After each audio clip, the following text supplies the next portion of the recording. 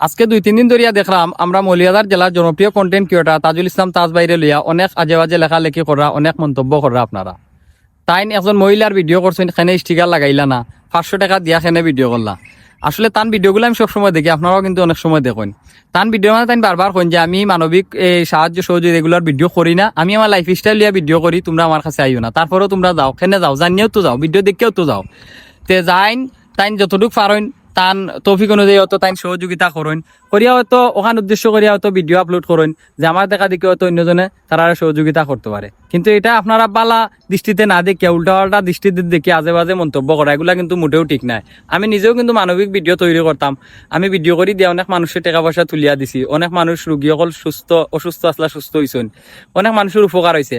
দিন শেষে কিতা আমি গালি উনছি, মানুষে আমার গালাগালি করে, অনেক মানুষে এমনও কয় যে টাকা পয়সা বলে আমি মারি দিই। কিন্তু দেখো আমি যে ভিডিওগুলা করতাম, ভিডিও মাঝে রুগীর বিকাশ নাম্বার দিয়ে দিতাম, এখানে আমার কোনো কিছু থাকতো না। তারপরেও মানুষে আমার পিছনে কথাবার্তা কইতো, কিছু কথাবার্তা শুনিয়া আমার আসলে মনে মনে খারাপ লাগে দেখিয়া আমি মানবিক ভিডিও আর বানাই না। কারণ যারা মানবিক ভিডিও বানায় তারা কিন্তু উল্টা পাল্টা কথা শুনতেও হয়, বুঝছো নি? এর কারণে আমি চিন্তা করে দেখলাম যে আমার সময়ও নাই, আমি কাম কাজ করি, আর এর কারণে আমিও তা ভিডিও বানাতে তেমন একটা করি উড়ি না। আর আপনারা বালা থাকবা, আর আমরা মৌলিয়াদার জেলার তাজুল ইসলাম তাজবাড়ি লিয়া উল্টা পাল্টা মন্তব্য করবা না, তার ভিডিওগুলা বালা করে দেখবা, আর দেখার পরে গিয়ে মন্তব্য করবা। বালা থাকবা, সুস্থ থাকবা, আসসালামু আলাইকুম।